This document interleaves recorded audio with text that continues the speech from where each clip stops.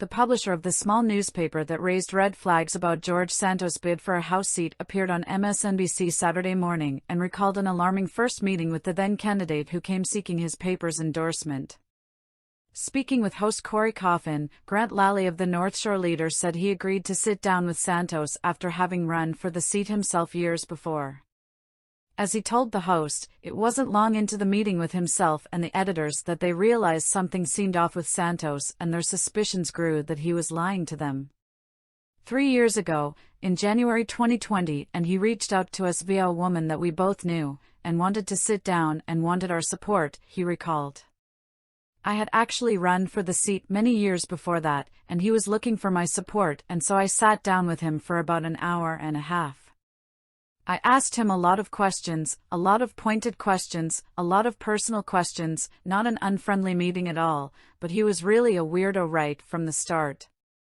Related, New York Republicans plot to replace George Santos with an actual Jewish candidate, report. He was evasive. He was also just basking in the attention that he was getting, which I thought was very weird for a guy who at the time was only 31 years old, but claimed to be a multi-millionaire financier, he added. Asked about the New York Times' deep dive into Santos' claims, he replied, "The New York Times did some great reporting and some great digging, and we felt very vindicated because we had called him out as a fake. We call him a fabulist, and it was beyond our wildest expectations. We didn't think someone would lie about attending Baruch College. We didn't think someone would lie about working at Goldman Sachs.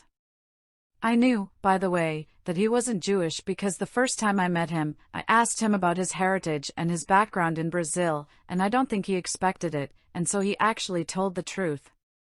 Your paper is now calling on Santos to resign or be expelled. Do you think either these outcomes could happen?" host Coffin pressed. Look, I think, and you reported on the story just a minute ago, that he stole $3,000 from a disabled United States veteran who needed that money for an operation on his service dog, Lally explained.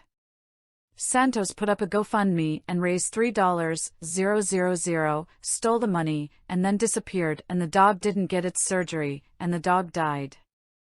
This is pure evil, he continued.